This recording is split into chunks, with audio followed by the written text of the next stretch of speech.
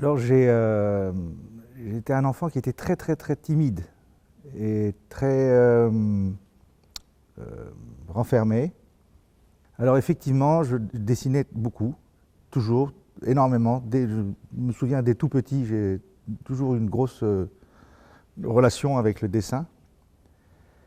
Mais aussi, j'étais passionné par les maquettes et les cabanes. Et notamment les cabanes dans les arbres. J'ai toujours adoré ça et j'ai continué après, plus tard, à en faire aussi bien dans mon travail artistique que dans ma vraie vie.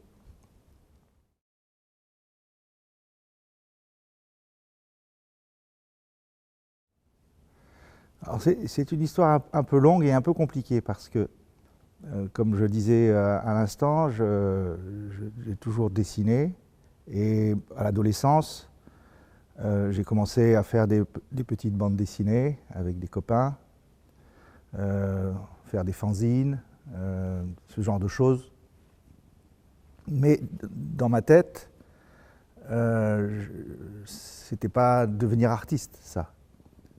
Moi, je faisais d'autres études à côté et je me dirigeais plutôt vers des études scientifiques parce que j'aimais beaucoup l'astrophysique, j'aimais beaucoup les fusées, ce genre de choses, et j'aurais beaucoup aimé en fait travailler dans l'ingénierie spatiale ou ce genre de choses. Et puis les années ont passé, j'ai commencé à faire une école qui préparait à des études universitaires. Et puis à un moment donné, j'ai eu une sorte de dépression nerveuse. Et je suis donc rentré chez mes parents, je suis resté 1 an pour me soigner.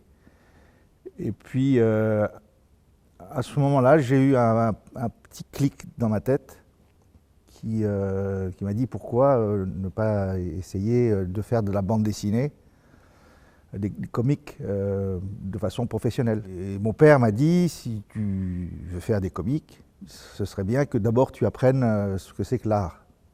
Parce que là où j'habitais, il n'y avait pas beaucoup d'art en fait.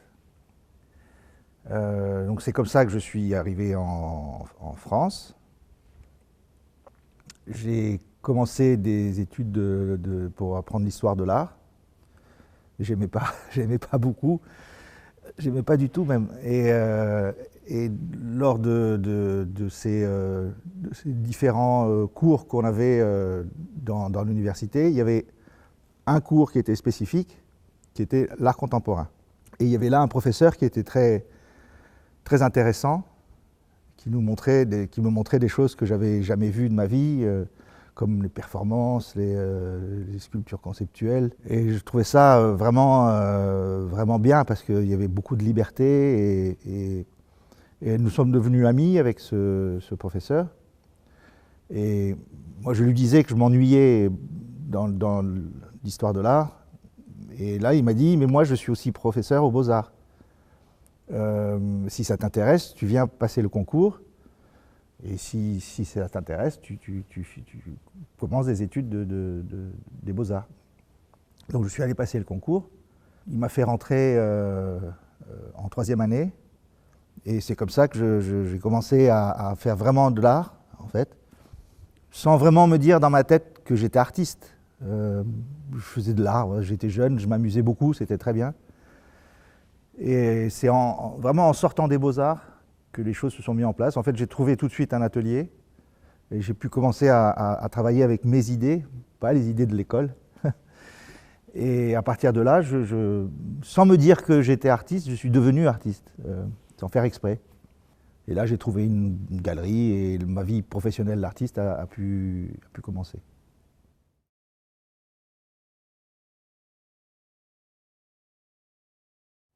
Donc oui, il y a beaucoup de choses qui m'ont influencé, mais chez les artistes et les expositions, moi je me souviens d'expositions qui m'ont beaucoup marqué, comme celle de Paul Thek, un autre artiste qui ne doit pas être très connu en Corée qui s'appelle Gérard Gazurovski. Oui, il y aurait comme ça peut-être une petite dizaine d'artistes qui ont été importants dans tout ce qui peut influencer la manière dont j'ai construit mes raisonnements. Vous pourrez citer aussi quelqu'un comme Stanley Kubrick au cinéma, avec notamment un film comme 2001, Odyssée de l'espace. D'un point de vue graphique, il y a des auteurs de bandes dessinées qui m'ont beaucoup influencé.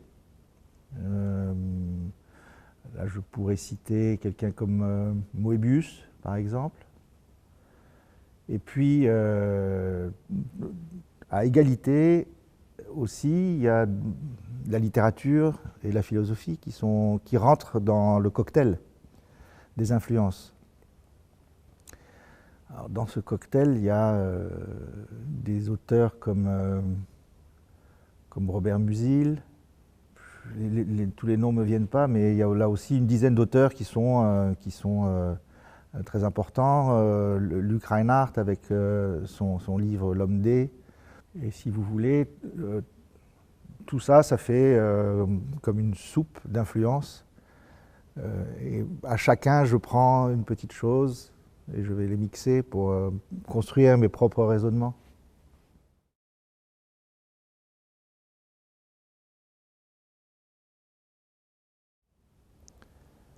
Bon, je crois que les plus grandes difficultés, elles sont apparues au début de ma carrière d'artiste. Parce que je me lançais dans des pièces parfois difficiles à réaliser d'un point de vue technique. Moi, je n'avais pas la technique, je ne connaissais pas la technique. Ce qui fait que j'ai dû apprendre beaucoup de choses par moi-même en allant chercher des informations. Et moi, quand j'ai commencé, ça c'est amusant, quand j'ai commencé à travailler en 92, Internet n'était pas démocratique encore. Moi, je n'avais pas, il n'y en avait même pas dans mon école. Donc c'était des recherches qui étaient très différentes d'aujourd'hui. Aujourd'hui, quand j'ai une difficulté sur un produit, je tape le nom du produit sur Internet et j'ai tout de suite un tutoriel ou des informations très précises qui peuvent m'aider à résoudre mon problème. Mais au début des années 90, ça n'était pas encore comme ça, l'information ne circulait pas aussi bien. Et oui, j'ai eu des petits moments de découragement parce que je n'arrivais pas à faire ce que je voulais faire. Je demandais autour de moi, je n'avais pas les réponses. Ça dépend sans doute des contextes. Je pense que si j'avais été, par exemple, étudiant en Californie, il y aurait eu beaucoup plus d'artistes travaillant avec les matériaux que j'utilise, comme la cire, comme la résine, comme les silicones, qu'à Marseille, où ce n'était pas du tout un environnement favorable à cette utilisation de matériaux. Je crois que j'étais le seul à utiliser la cire, le seul à utiliser les silicones, et donc c'était une situation un peu d'isolement. C'était difficile, mais je n'ai jamais été découragé, parce que j'ai toujours la certitude qu'il y a une solution qui existe. Donc si vraiment on n'arrive pas à faire exactement le projet qu'on veut faire, on peut toujours changer un petit peu pour réussir quand même à faire quelque chose. Donc des difficultés au début, mais pas de découragement.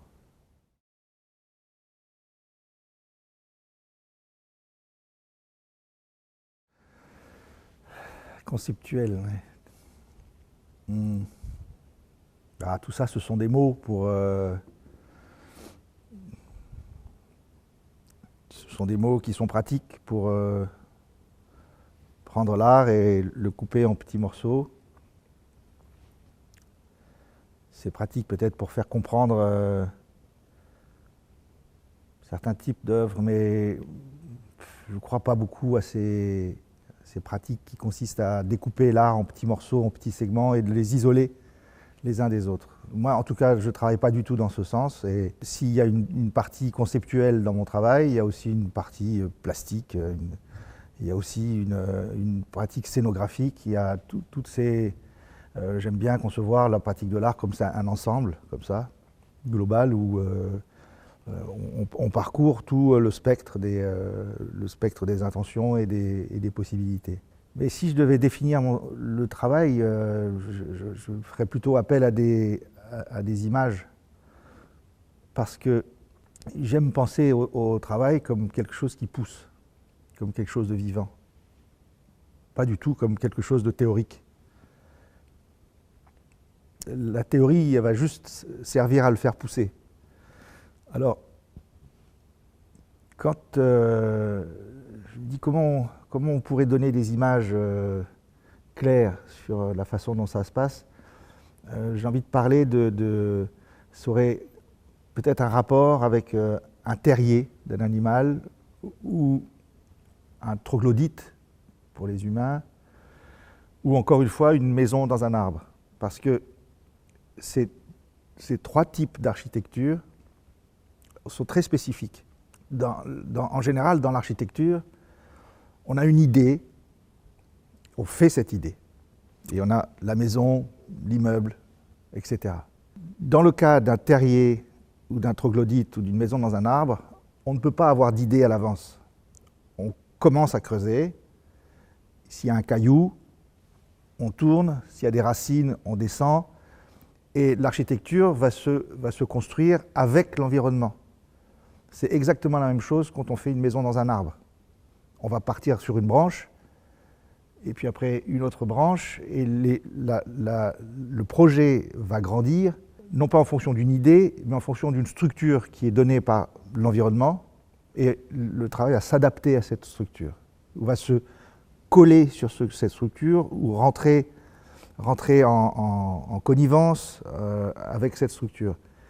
Et si je devais parler de mon travail de façon simplifiée, je dirais que j'ai un travail qui essaye de pousser, de grandir sur un arbre qui est virtuel et qui est tout simplement la vie autour de moi et tous les impacts qui peuvent m'atteindre de jour en jour. Ça serait plutôt une façon, je pense, assez juste de parler de ça. Donc si vous voulez, à partir de ce moment, ce n'est pas nécessaire de privilégier soit le conceptuel, soit le pratique.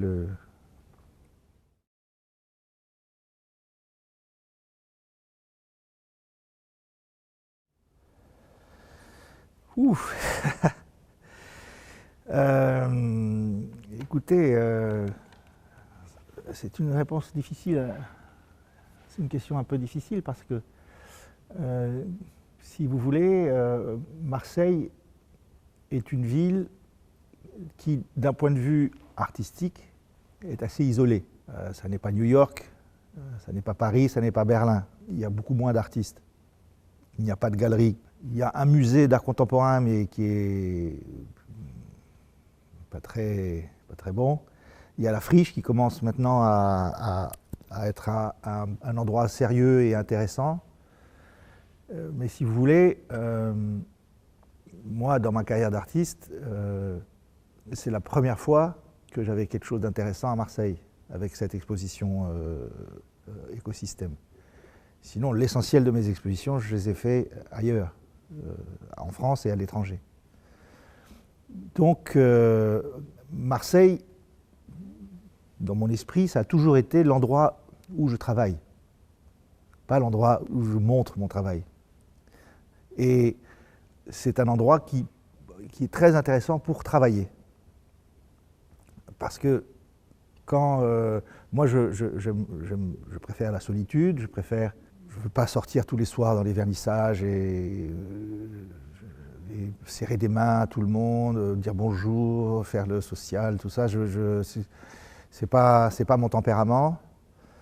Donc je préfère être dans mon petit coin à Marseille, dans mon atelier, bien travailler tranquillement, et puis de temps en temps partir pour montrer mon travail à d'autres gens. Donc ça a toujours été ça mon travail à Marseille, et pour une simple raison, que quand quand je suis sorti de l'école des Beaux-Arts au début des années 90, Marseille était une ville qui était presque en faillite. Beaucoup des habitants étaient partis, l'économie était tombée à zéro. Et si vous voulez, dans ces conditions, on peut avoir des grands espaces pour peu d'argent. Et c'est ça qui était séduisant. C'était un peu chaotique. C'était assez séduisant et c'est pour ça que je suis, dans un premier temps, resté à Marseille. Parce que j'ai tout de suite pu avoir un grand espace dans la friche, justement, qui était une ancienne usine qui avait fermé, très très grande, avec beaucoup de mètres carrés. Et il y avait là des artistes qui commençaient à s'installer. Donc j'ai fait partie des premiers. Avec des amis, on a fait un tas de choses pour justement essayer de donner un peu de vie à cette ville qui n'était pas très excitante d'un point de vue artistique. Donc voilà, si vous voulez, en gros, mon rapport à Marseille. Mais ceci dit, pendant très longtemps, pendant toutes ces années, Marseille ne savait même pas qu'il y avait des artistes qui travaillaient dans sa ville. C'est finalement assez récent qu'il y ait cette visibilité, notamment à travers la friche qui fait beaucoup de choses dans ce sens, et depuis très longtemps.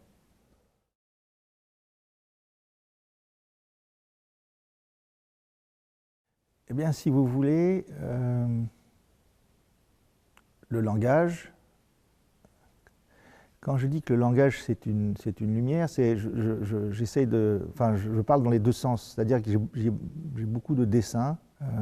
J'ai une technique de dessin j'ai une partie de mon activité de dessinateur qui utilise une technique assez particulière qui s'appelle la réserve, où en fait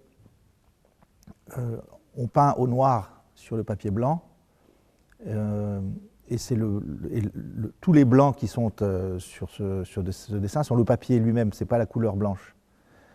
Et j'ai introduit beaucoup de textes, et ces textes font comme une lumière blanche à l'intérieur du dessin et éclairent une scène. Ça, c'est la partie, si vous voulez, technique. Mais de façon plus profonde, le langage a une importance assez considérable parce que, en fait, j'ai commencé à travailler en me disant je vais inventer un monde de l'art qui serait comme un jeu, qui serait comme virtuel. Et dans ce monde de l'art, toutes les idées qui passent par la tête, toutes les idées que je peux avoir, peuvent être exploitées. Je ne dois pas me demander si elles sont bonnes, si elles sont mauvaises. Je ne dois pas me demander si elles correspondent à ce que je suis, à mon identité. Je dois faire les choses. Le truc, c'est faire. Et pour mettre en place ce système, toutes les idées que j'avais, j'écrivais sur un papier. Le papier, je le pliais et je le mettais sous une petite case au sol. Donc une idée, une case. Deux idées, deux cases. 3, 4, 5, 6, 10, 20, 30, etc. Jusqu'à plusieurs centaines de cases, avec toujours ce petit texte écrit dessous. Et après, si vous voulez, je jouais avec un pion et des dés pour déplacer le pion, qui était moi, sur ces cases. Et quand je tombais sur une case, je récupère le petit papier, je l'ouvre, et là j'ai un texte. J'ai du langage. Et moi, je dois faire quelque chose après avec ce langage. Donc c'est pour ça que je dis que c'est très important, c'est parce que ces petits textes, c'est des énoncés, c'est pas précis. Ça n'est pas fait un tableau avec telle couleur, etc. Ce sont juste des idées très vagues. Et ce qui me passionne avec ça, c'est que à partir de cet énoncé, moi je dois faire quelque chose. Mais c'est comme avec le yiking. Je dois interpréter. Et c'est l'interprétation qui va donner l'œuvre. Mais il y a toujours plusieurs interprétations possibles. Ce qui fait qu'il y a toujours, à partir d'une même phrase, d'un même énoncé, plusieurs œuvres possibles en fonction de l'interprétation. Du coup, le langage devient le cœur d'une machine, une sorte de machine interprétative à produire des œuvres. Et une œuvre n'est toujours qu'une possibilité. Il y en a d'autres. Et je pense que ça doit être passionnant dans le temps, j'espère que j'aurai le temps de le faire, d'avoir la possibilité de revenir de temps en temps sur un énoncé pour redonner une interprétation de cet énoncé.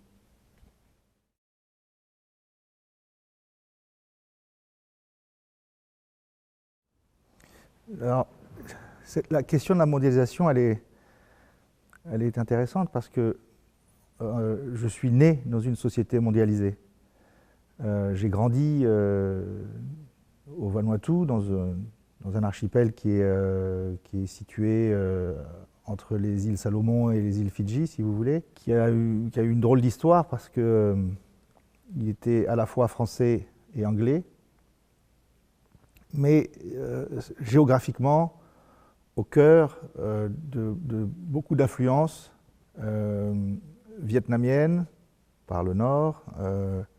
Il y a aussi l'influence polynésienne, influence australienne, le cœur de la société qui était mélanésienne, donc l'ethnie spécifique de cette région du Pacifique, plus les Français, les Anglais, ça faisait un melting pot. Et comme c'était très petit, la capitale c'était, je crois, 10 000 habitants, tout le monde était obligé de vivre ensemble. Donc la mondialisation, pour moi, elle a commencé à ma naissance. Je me souviens très bien de ma frustration et de mon étonnement quand je suis arrivé en France à l'âge de 20 ans, de voir qu'il n'y avait pas beaucoup de Noirs, pas beaucoup d'Asiatiques, qu'il y avait surtout des Blancs partout, et Français qui parlaient français. C'était très bizarre d'aller dans tous les magasins, et dans tous les magasins, les gens parlaient français, alors que j'étais habitué, quand j'allais dans un magasin, de parler une langue, dans un autre magasin une autre langue, etc. Donc, l'uniformité sociale, linguistique, m'a toujours semblé être quelque chose de bizarre. Petit à petit, j'ai vu se reconstruire quelque chose de plus complexe avec justement la mondialisation, qui fait souvent beaucoup peur aux gens qui sont habitués à l'uniformité linguistique, géographique, culturelle. Et je crois que c'est pour ça que très, très vite, dès les années 90, début des années 90, j'ai commencé à introduire dans mon travail les petites portes de téléportation qui permettaient de passer d'un pays à l'autre, mais d'un point de vue métaphorique aussi, d'une langue à l'autre, d'un système à l'autre, etc., etc. Donc, si vous voulez, ça s'est mis en place, et puis très vite, après, au milieu des années 90, Internet est arrivé, Skype, les mails, la possibilité d'envoyer des images directement depuis le smartphone. Tout ça, maintenant, ça existe, et je trouve tout à fait naturel, maintenant, et j'ai l'impression que le monde est redevenu ce petite ville où j'habitais quand j'étais enfant, et je me sens très bien dans ce monde-là. Je préfère ce monde-là que le monde uniforme avec le pays, la langue et la culture. Les pays, les langues, les cultures.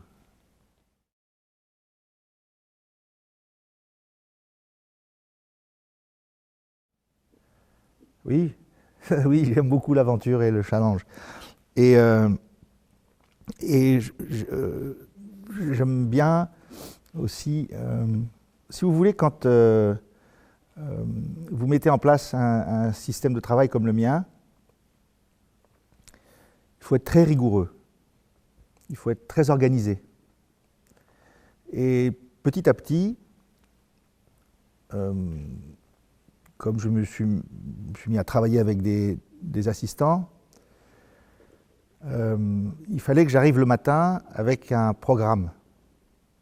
Ça, c'était assez important pour ne pas avoir à perdre de temps pendant des heures à expliquer les choses. Dès lors, j'ai commencé à travailler avant, résoudre les problèmes. Et quand tous les problèmes sont résolus, j'arrive avec les petits carnets, tout est écrit, les techniques sont réglées et la journée peut commencer. Le travail est simple, c'est fluide et il n'y a pas de problème. Mais il reste quand même des choses à résoudre parce que j'ai mis en place, par exemple, certains types de travaux et je sais très bien que toute ma vie ne sera pas suffisante pour les terminer. Par exemple, le travail qui consiste à copier le dictionnaire. J'ai 51 ans et j'ai copié à peu près le quart. Donc si je veux aller jusqu'au bout, il faut que je vive au moins 200 ans. Et je ne sais pas où sera la médecine dans quelques années, mais ça va être quand même un peu difficile. Du coup, comment faire ? Accepter le fait de ne pas achever quelque chose, ou tenter de trouver une solution à un vrai challenge pour quand même le terminer. Comme je suis passionné par l'informatique et par l'intelligence artificielle, je me dis que peut-être dans 10 ou 20 ans, il y aura deux possibilités. Soit la médecine me permet de vivre 200, 300, 500, 1000 ans, je ne sais pas, ce qui serait très bien. J'aimerais beaucoup, comme ça je pourrais expérimenter encore un peu plus. Ou alors peut-être que on va trouver un moyen de nous télécharger dans un logiciel. À ce moment-là, je ne serai plus un corps, mais je serai un logiciel. Donc je pourrais continuer à donner des instructions pour que le travail continue. Il faut attendre.